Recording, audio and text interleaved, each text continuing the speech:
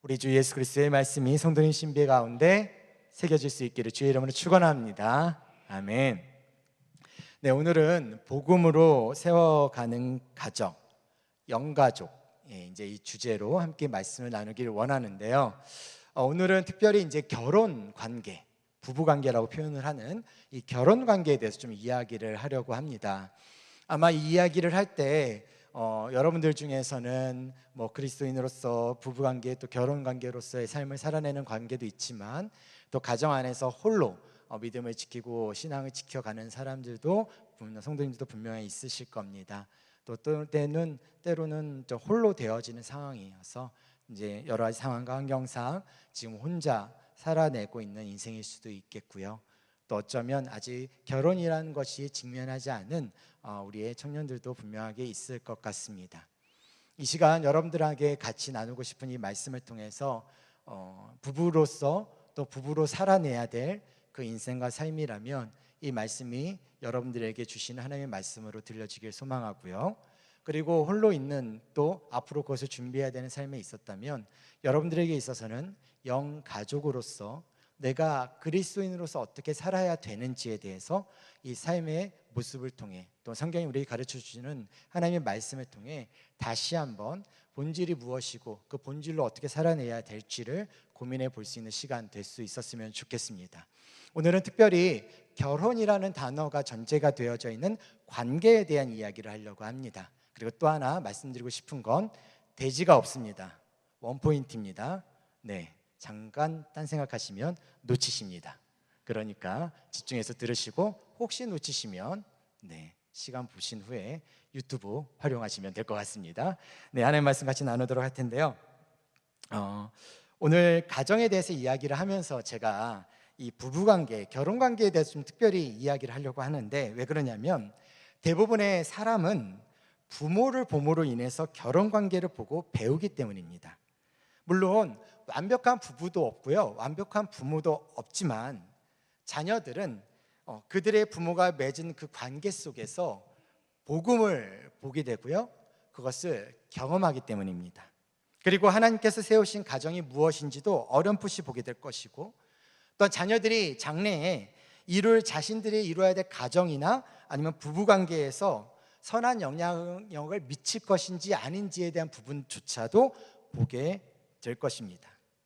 또한 부부관계를 통해서 주의 은혜와 행복을 누려야 되는 것이 마땅한데 그것을 통해 하나님을 영화롭게 하고 세상에 선한 증거가 되어져야 되는 것이 바로 그리스도인 부부로서 특별히 가져야 될, 그리스도인으로서 내가 부부가 되어졌다면, 결혼관계가 되어졌다면 반드시 가져야 할 사명입니다. 왜냐? 이 시대는요, 결혼의 정의가 무너져 있고요, 결혼과 가정이 무너져가는 세상입니다. 그렇기 때문에 하나님께서 이 말씀을 통해서 우리에게 주어지는 것은 너희 가정 잘 되라고 이야기하는 것이 아니라 그 본이 되어져야 될 그 가정을 통해서, 디딤돌이 되어져야 될 그런 가정을 통해서 세상의 많은 사람들이 주님 앞에 돌아올 수 있는 그런 통로의 역할을 감당해야 된다는 것이 또한 우리에게 주어진 사명이라는 사실 꼭 기억하셨으면 좋겠습니다. 성경은 건강한 결혼 관계의 기본적인 뿌리를 뭘로 두고 있냐면 에베소서 5장 21절 말씀, 그리스도를 경외함으로 피차 복종하는 것, 이것으로 정의 내리고 있습니다. 우리가 이 내용을 통해서 볼 수 있는 것은 무엇이냐면 이 5장 21절 이후에 22절, 23절부터 해서 33절까지 남편이 어떻게 해야 되는지, 아내가 어떻게 해야 되는지에 대해서 쭉 나열을 하고 있습니다. 그런데 그렇게 나열하고 있는 것에 대한 지침을 지키는 게 중요한 게 아니라 왜 그 나열을 하고 있는지, 그리고 21절이 가지고 있었던 그리스도를 경외함으로 왜 피차 복종하는 것이 대전제로 주어져 있는지를 우리는 5장을 통해서 사실을 볼 수 있는데, 오늘은 이제 5장을 통해서 그 내용을 얘기할 건 아니고요, 그것을 통해서 우리가 볼 수 있는 것은 무엇이냐면, 제가 그냥 요약만 한다면 서로를 향한 존경과 그리고 무엇보다도 상대를 향한 사랑에 대해서 그 근거가 복종이라는 전제를 두고 가야 된다는 것입니다. 내가 남편에 대해서, 내가 아내에 대해서 존경하는 것과 사랑하는 것은 내가 그 사람을 복종하겠다라는, 그 사람의 말과 그 사람의 행동에 동참하여 순종하겠다라는 그 자세가 없이는 어렵다라고 이야기하고, 성경은 그 자세가 필요한데 그 자세는 그리스도를 경외함으로 피차 복종하는 것으로 이야기합니다.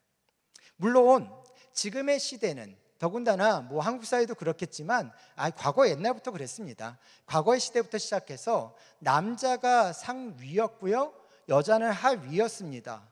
그것은 이미 태초 때부터 인간이 범죄한 이로 인해서 나타나게 되어졌던 현상이기도 합니다.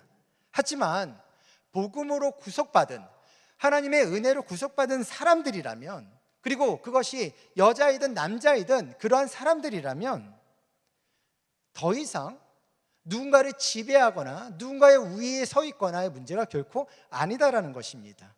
서로가 동등되어져 있는 관계이고요, 그 관계 속에서 서로 피차 복종하는 관계로서 그리스도 앞에서 나아가는 것이 바로 그리스도인의 삶의 모습이다라고 보는 것이 성경이 우리에게 가르쳐주고 있는 방식입니다. 그런데요, 이렇게 피차 복종하기 위해서는 복음적 겸손과 용납이 필요합니다.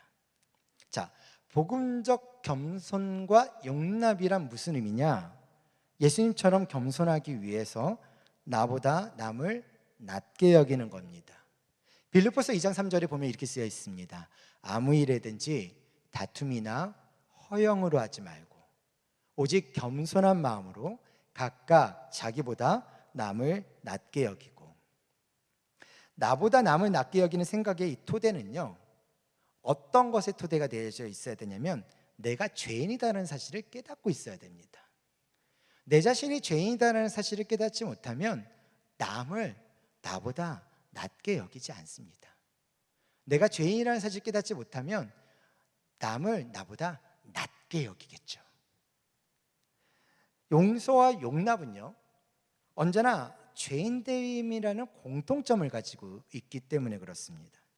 예수님으로부터 용납되어서 사랑받게 된 자녀라는 정체성이 생기게 되면요, 자신을 향한 공격에 자신을 비하하지 않습니다. 상대방을 무시하는 복음적 겸손이나 용납을 필요로 하게 되어지는 상황으로까지 치닫지 않게 된다는 거죠. 내게 있는 모든 것, 내가 그와 같이 하는 모든 것은요, 다 하나님의 은혜의 결과입니다. 은혜를 은혜로 받아들일 때 우리는 그것에서 복음적 겸손과 용납이라는 삶의 모습으로 나보다 남을 낮게 여기는 그 행위의 모습으로 드러나게 되어진다는 것이죠. 우리가 머무는 가정도, 교회도 마찬가지입니다. 우리가 그런 곳에, 그 가정과 교회에 이 토대가 세워져 있을 때, 다시 말해서 복음적 용납과 겸손의 토대로 서로 간의 관계 속에 세워져 있을 때 그곳은 비로소 작은 천국이 되는 것입니다. 바라기는요, 우리 서연의 가족들 모두가 복음으로 세워가는 가정으로, 그리고 천국을 경험하는 그 은혜를 누리며 나아갈 수 있는 그런 가정들 되시기를 주의 이름으로 축원합니다. 우리가 이러한 부분들에 대해서 조금 더 고민을 해볼 때 성경적으로 도대체 그럼 복음이 무엇을 말하고 가리키고 있느냐라는 것에 대한 끊임없는 재규정이 필요합니다. 복음이라는 하나님의 은혜가 결혼 관계에 머물게 되면요, 부부는요 서로에게 감사함을 느끼고요, 복음적 겸손과 용납으로 또한 복종과 사랑으로 예수님처럼 살아가야 힘을 얻기 때문입니다. 중요한 것은, 행복이라는 것은 사실 하나님으로부터 온다는 것으로 우리는 기억하고 있어야 되고요, 우리는 그걸 이렇게 믿고 있어야 됩니다. 그런데 많은 그리스도인 부부 중에서 결혼 관계에, 아니면 더 나아가 가정이 실패하는 이유 중에 하나는요, 하나님께서 채워주셔야 될 기쁨과 행복을 남편이나 아내에게서 얻으려 하기 때문입니다. 하나님만이 주실 수 있는 것을 남편이나 아내로부터 얻으려고 함으로써 하나님을 대신할 대상을 구하는 이것이 곧 우상숭배가 된다라는 거죠. 어떤 남편도, 그리고 어떤 아내도 하나님을 대신할 수 없습니다. 죄를 짓지는 않지만 그것이 은혜가 아니라 공로가 될 때 자꾸 자기 의의를 벗어나지 못하고 아마 그런 관계 안에서 갈등을 일으키는 것을 경험하셨을 것입니다. 그러므로 하나님으로 인해 행복한 사람만이 자기 배우자의 행복을 추구할 수 있고요, 주의 말씀에 순종할 수 있습니다. 이것이 은혜의 능력입니다. 저는 여러분들의 기도의 제목이 한 가지 하나 더 이렇게 뭐라 그래야 되나요? 좀 더 깊숙하게 깊이 있게 들어가셨으면 좋겠습니다. 아마 여러분들의 자녀들을 위해서 기도할 때 여러분들이 이렇게 기도하실 겁니다.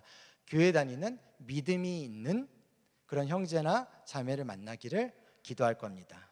근데 이제는 좀 그 기도 제목을 수정하셨으면 좋겠습니다. 교회 다니는 게 중요한 게 아니고요, 믿음이 있다고 말하는 게 중요한 게 아닙니다. 하나님이라는 한 분 안에서 진정한 행복을 누리는 형제를 만나셔야 되고요, 하나님 안에서 진정한 행복을 누리는 자매를 만나도록 기도하셔야 됩니다. 거기에 만족감이 없다면 아무리 믿음이 있다고 말하는 그 믿음이 있다고 얘기하는 사람이라 할지라도 복음의 진정성과 본문의 진수를 경험하지 못한 사람들은 끊임없이 상대방에게 사람을 구하고 자신의 재물과 자신이 갖고 있는 권력과 자신이 갖고 있는 힘에 대해서 의지하며 여전히 신앙생활하고 있다는 것입니다. 그냥 교회 열심히 나오고 그냥 신앙 봉사하는 것으로 만족하며 살아간다는 것은, 그것은 복음을 아는 자의 삶이 결코 아닙니다. 자, 이렇게 조금 더 구체적으로 들어가 볼 수 있었으면 좋겠는데요, 복음에 대해서 이야기할 때 제가 복음은 이렇게 정의하고 싶습니다. 복음은 좋은 충고가 아니라 좋은 소식입니다. 자, 좋은 충고를 들으면 어떻게 합니까? 우리는 그 충고대로 무엇인가를 해야 합니다. 그런데요, 복음이라는 것은요, 무엇인가를 해야 한다라는 것 때문에 얻는 것이 결코 아니다라는 겁니다. 복음이라는 것, 좋은 소식은 꼭 우리가 무엇인가를 행하는 것이 아니다라는 거예요. 복음이라는 것은요, 예수 그리스도가 우리를 위해 행하신 구원 사역을 내가 믿는 겁니다. 복음은 우리 안에 있는 부패한 본성 때문에 우리가 죄인이라는 사실을 알게 하고, 그리고 복음을 알아갈수록 우리가 생각보다 더 큰 죄인이라는 것, 허물이 많은 존재라는 것을 깨닫게 합니다. 그럼에도 우리가 좌절하지 않는 이유는 한 가지입니다. 무엇이냐? 예수님께서 행하셨던 그 죽음과 부활로 인해서 우리는 의를 얻었고 의로운 사람이 되었기 때문입니다. 복음은 우리가 바라는 것보다 더 많이 사랑받고 있음을 깨닫게 해주고요, 우리가 용납받는 존재라는 것도 알게 해줍니다. 그래서 복음은요, 우리가 죄인인 것과 동시에 사랑받는 존귀한 사람임을 자각하게 만듭니다. 이것이 바로 예수님이 우리를 위해 행하신 것입니다. 이것을 알고 믿는 것을 복음을 믿는 것이라고 말할 수 있습니다. 만약 복음을 믿지 않는다면 우리 자신의 정체성과 자존감은요, 자신 안에 있는 그 무엇인가로 끊임없이 추구하며 채우려고 합니다. 나를 평안하게 하는 것이 내가 끊임없이 추구하고 있는 그 무엇인가로 평안하고 채우기 위해서 우리는 끊임없이 노력하지만 채워지지 않는 그 자신을 발견하게 될 것입니다. 결국에는 그렇게 아무런 목적도 그 이유도 모른 채 분주하게 쫓아가다 평안까지도 잃어버리게 된다는 것입니다. 로마서를 보면은요, 로마서 7장에 보면 이런 말씀이 있어요. 그러나 죄가 기회를 타서 계명으로 말미암아 내 속에서 온갖 탐심을 이루었나니 이는 율법이 없으면 죄가 죽은 것임이라. 전에 율법을 깨닫지 못했을 때에는 내가 살았더니 계명의 이름에 죄는 살아나고 나는 죽었도다. 자, 무슨 말이냐면요, 다시 7장 8절. 율법이 원래는 인간의 죄를 깨닫게 해주는 몽학선생 같은 너무나 중요한 도구인데요, 오히려 그게 율법을 깨닫는 것으로 끝나는 것이 아니라 오히려 율법을 충동질해서 선동해서 죄와 악의 길로 들어서게 만다라는 것을 지금 이 로마서 이 부분에서 이야기하고 있는 거예요. 다시 읽을게요. 그러나 제가 기회를 타서 계명으로 말미암아 내 속에서 온갖 탐심을 이루었나니 이는 율법이 없으면 죄가 죽은 것임이라. 전에 율법을 깨닫지 못했을 때에는 내가 살았더니 계명의 이름에 오히려 죄는 살아나고 나는 죽었도다. 의아하죠. 율법이 어떻게 우리의 죄를 선동하는 걸까요? 왜냐하면 우리의 마음속에는요, 금지된 것을 욕망하는 성향이 있기 때문입니다. 어거스틴의 표현으로는 삐뚤어짐이라는 거예요. 삐뚤어짐. 어떻게든지 안 하고 싶은 그 청개구리 같은 마음, 그 삐뚤어진 마음. 어거스틴이 고백록에서 자신의 이야기를 하면서 자신이 10대 때 그 서리 아시죠? 그 배서리를 했습니다. 그러니까 근데 배서리를 했는데 배가 이렇게 한 입 먹어봤는데 먹지 못하는 거였었어요. 그래가지고 그 돼지한테 이렇게 던져놨던. 근데 후에 자신의 삶에 대해서 돌아보다 보니 문득 그 서리를 했었던 그때가 기억이 났었던 거예요. 그러면서 스스로에게 이렇게 질문합니다. 왜 나는 먹지도 못하는, 그래서 돼지에게 던지는 그 배를 왜 서리를 했을까? 그 스스로에게 질문을 던지고 나서 스스로에게 이렇게 답을 합니다. 바로 그 죄 자체의 즐거움 때문이다 라는 겁니다. 이것을 무슨 말로 표현할 수 있냐면 에케코르 메움이라는 단어인데요, 이게 무슨 말이냐면 이것이 내 마음이다 라는 거예요. 좀 더 풀어서 얘기하면 내 본성은 죄를 정말 좋아한다 라는 고백입니다. 그래서 어거스틴은 이 사건에 대해서 스스로에게 이렇게 이야기했습니다. 인간이란, 삐딱하게도 인간은 하나님과 멀리 떨어져 있으려 하면서도 하나님 흉내를 낸다. 단지 금지되었다는 이유로 그것을 즐길 때 바로 주인에게 도망가서 죄의 종로로 타는 것이라고 말합니다. 모든 죄는요, 자신이 하나님 자리에 오르려는 교만에 근거합니다. 이것은 마치 에덴 동산의 모든 것이 하나님의 주권에 있다는 것을 생각하지도 않고 하나님의 말씀에 불순종함으로 결국 자신의 죄의 모습을 가리려고 했었던 그 인간들의 모습과 같습니다. 창세기 3장에서 이에 그들의 눈이 밝아져 자기들이 벗은 줄을 알고 무화과 나무 잎을 엮어 치마로 삼았더라 라고 하고 있어요. 인간은 선악을 알게 하는 나무를 먹음으로 눈이 밝아져 하나님과 같이 되기를 원했습니다. 자, 에덴 동산에서 풍요로움을 보지 못하고 있는 거죠. 거기에다가 또 무엇인가를 채우길 원하는 그 마음이 바뀌어버렸습니다.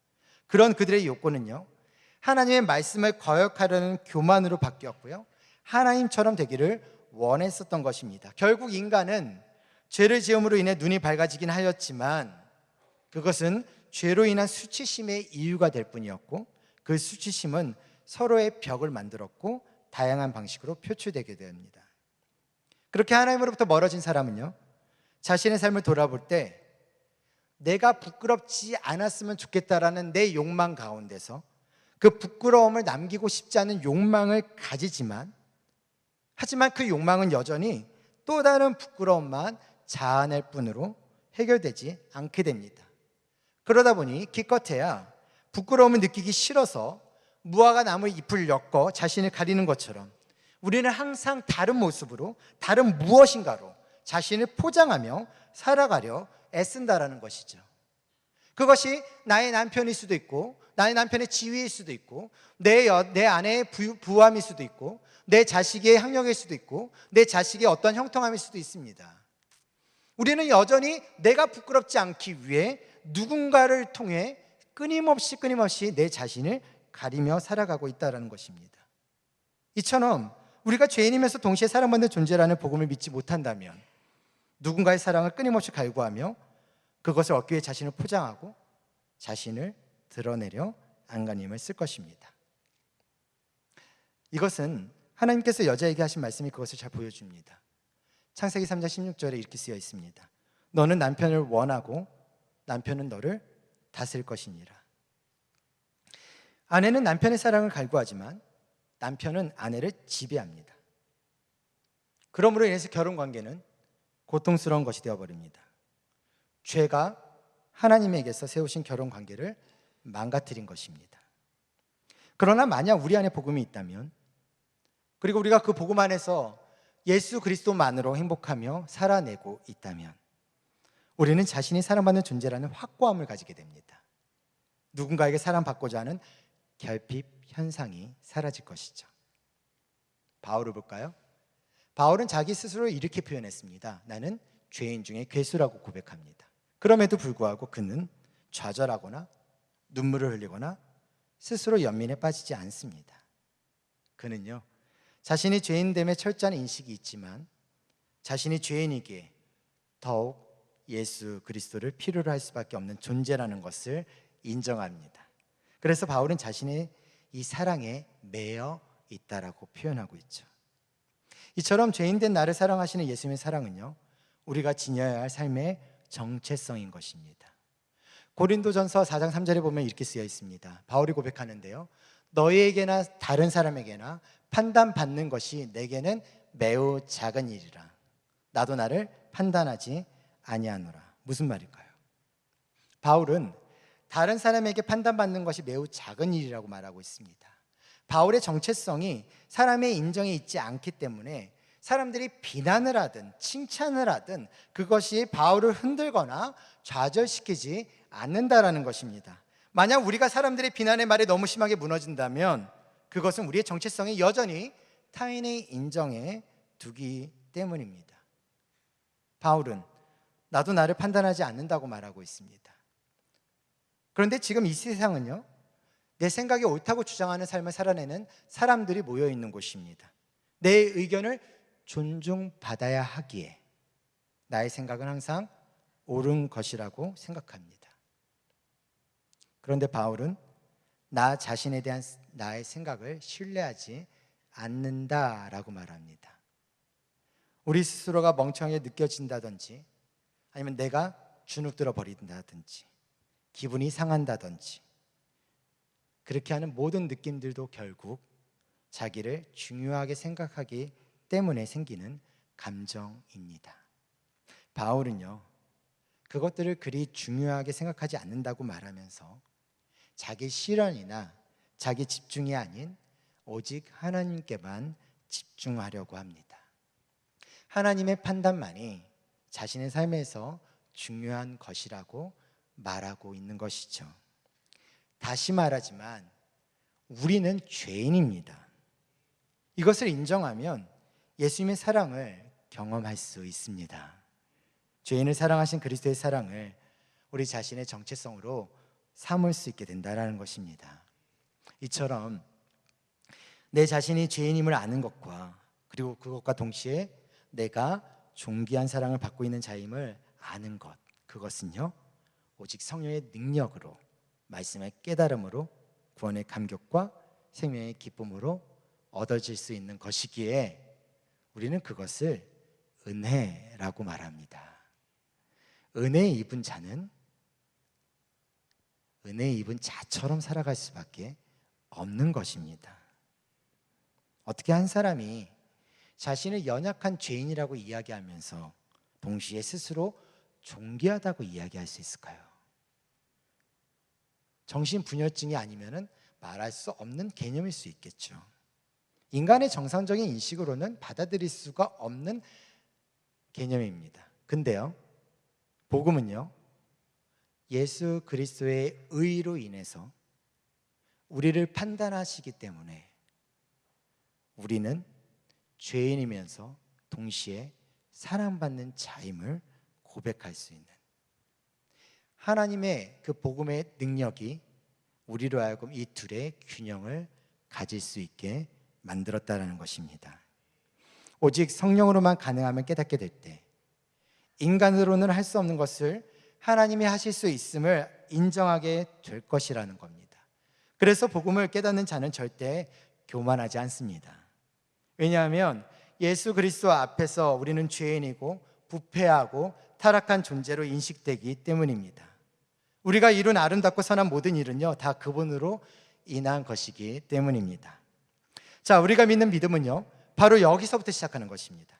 우리의 믿음은 우리를 사랑하심으로 우리의 죄를 위해 자신의 아들을 내어주신 그 하나님께서 그의 아들로 인해 죄의 결과를 우리에게서 떠나게 하신 것을 믿는 믿음입니다.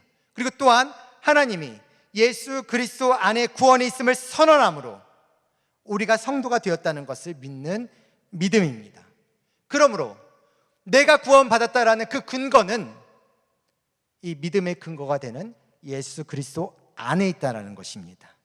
만약 우리에게서 겨자씨 하나를 만한 예수님에 대한 믿음이 있다면 우리는 구원에 이를 수 있습니다.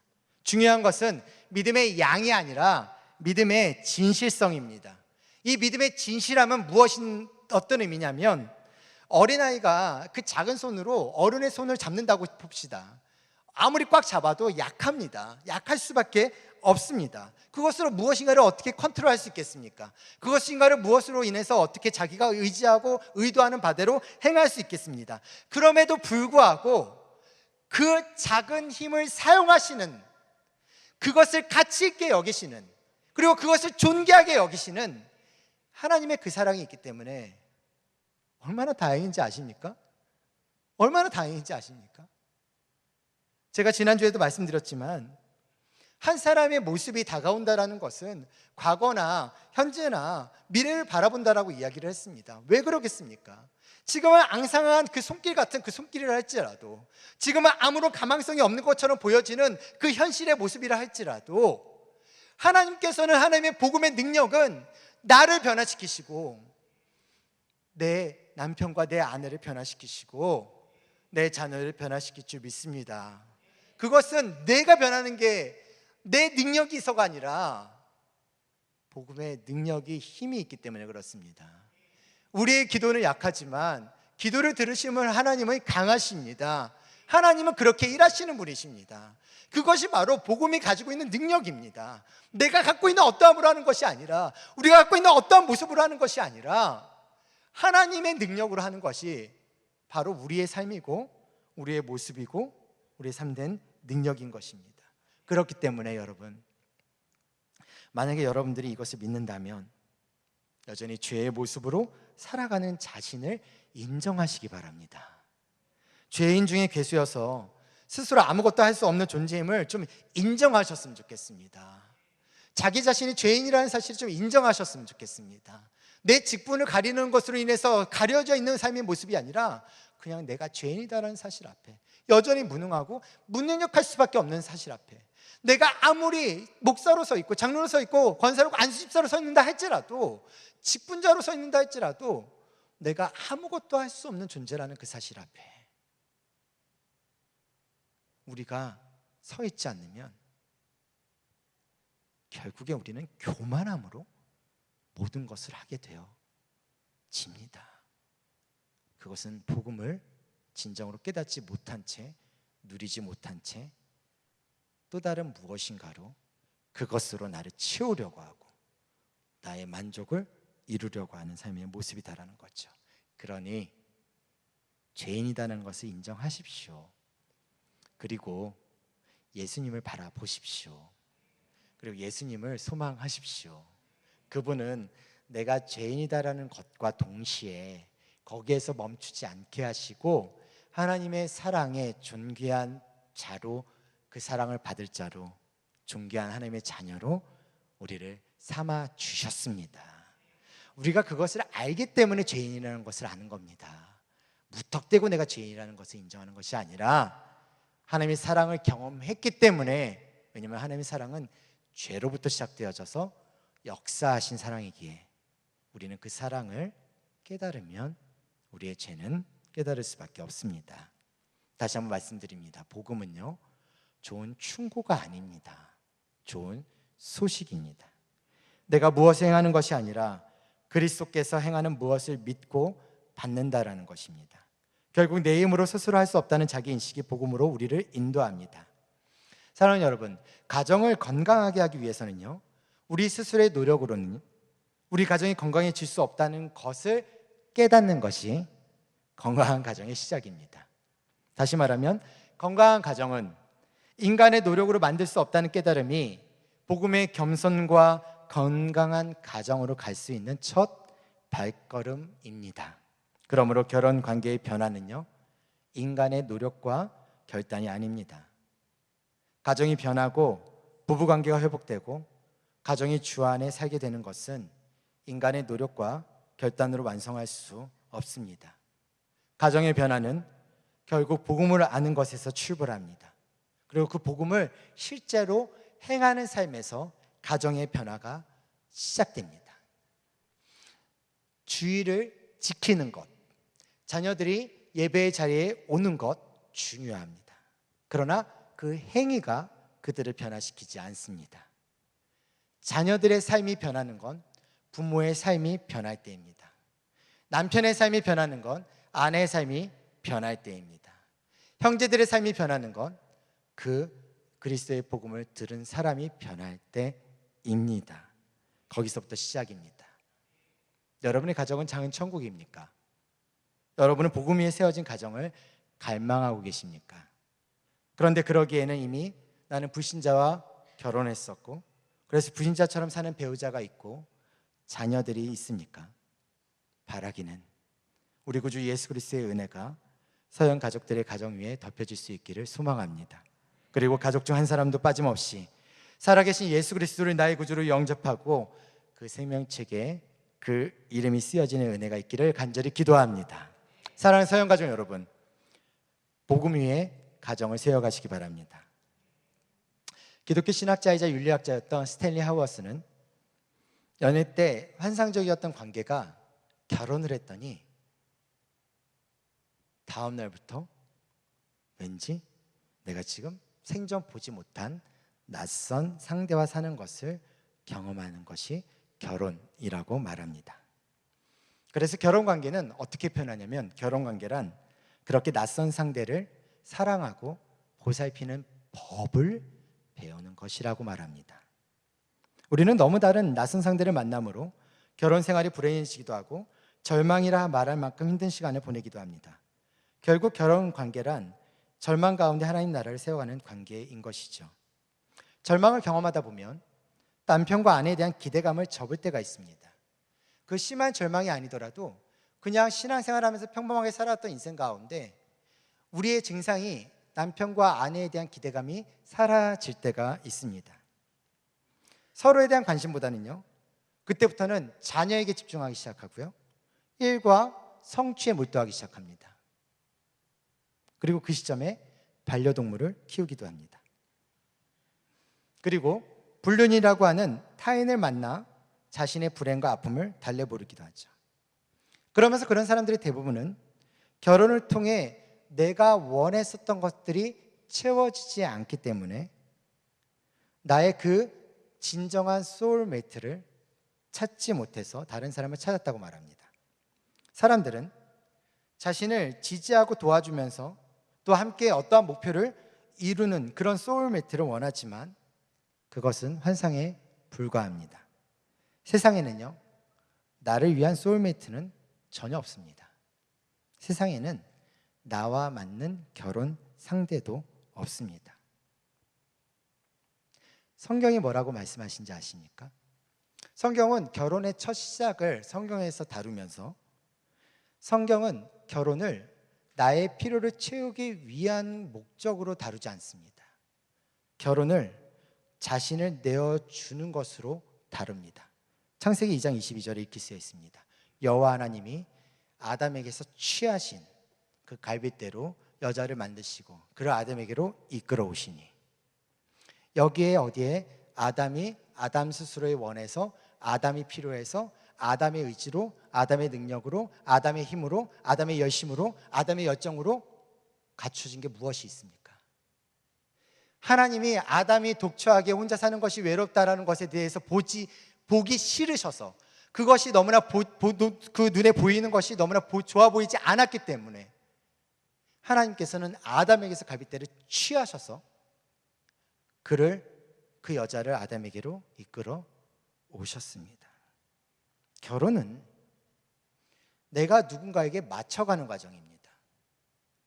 왜 이 시대가 결혼이라는 것을 안 하는 줄 아십니까? 그것은 내가 누군가에게 맞춰줘야 될 이유가 없기 때문입니다. 이 시대는 극히 개인주의적인 삶을 살아냅니다. 내 자신과 내 비전과 내가 이루어야 될 성취와 내 삶의 만족과 내 삶의 오늘의 삶을 살아내기 위해 살아갑니다. 그렇기 때문에 거기에 집중되어져 있는 사람은 누군가에게 내 자신을 희생할 수가 없습니다. 아무리 내가 교회 생활을 열심히 한다 할지라도, 내가 어떤 직분자를 가지고 있다 할지라도, 내가 부모로서 누군가에게 희생하는 모습들이 전혀 없다면 자식은 똑같이 배우게 되어져 있습니다. 단순하게 신앙생활을 한다는 것으로 신앙이 배워지는 것이 결코 아닙니다. 복음이라는 것은 신앙에서 나타나는 어떤 명제나 교리적 설명이 결코 아니다라는 것입니다. 예수 그리스도에 대한 죽음과 부활이라는 단순한 질문과 단순한 명제로 그 사람과 그 영혼이 세워져 가는 것이 결코 아니다라는 것입니다. 삶입니다. 끊임없이 고민할 수밖에 없고, 끊임없이 그 일에 대해서 힘들어할 수밖에 없고, 괴로워할 수밖에 없습니다. 그렇지만 그 모습을 봅니다. 그렇지만 자녀들은 그 모습을 봅니다. 그래서 여전히 당신의 눈물 안에 있지만, 그리고 당신은 여전히 눈물을 흘리지만, 그럼에도 불구하고 나는 당신의 노고를 안다라고, 아마 여러분들 중에는 그런 고백을 받는 분도 분명하게 있으실 겁니다. 그게 복음으로 앞서 살았을 때 따라가게 되어지는 우리 자녀들의 발걸음이라는 것입니다. 배우자라는 것은요, 자신의 허물과 죄를 벗기는데 도움을 주는 사람입니다. 도움을 줍니다. 계속 부딪히니까, 나와 너무 다르니까.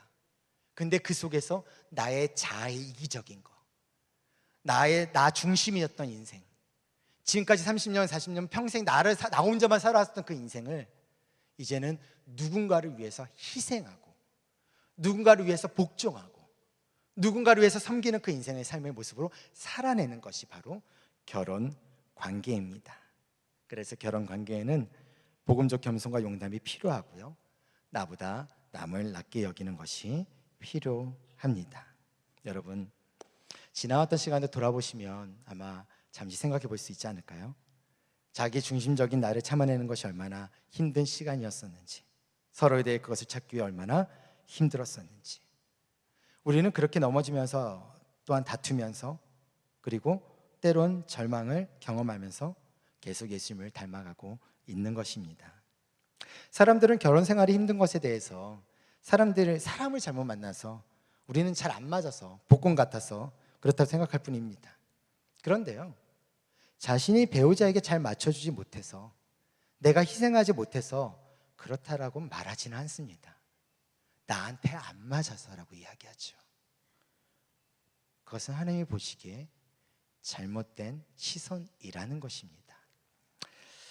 복음이 사람을 죄인된 모습에서 하나님의 사랑받는 자의 존귀한 자로 바꿔놓았듯이, 복음은 결혼 관계를 존귀한 관계로, 하나님의 마음에 합한 하나님의 온전한 사람으로 바뀌어가게 할 것입니다.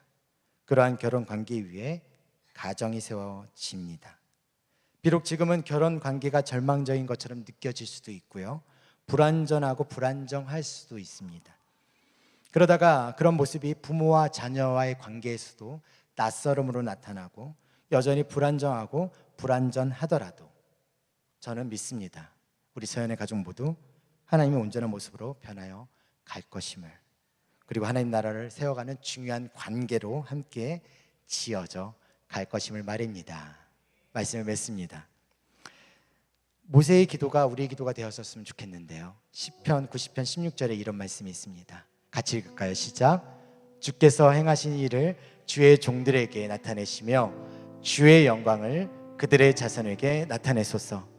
하나님의 역사하심을 나에게 보여주시옵소서.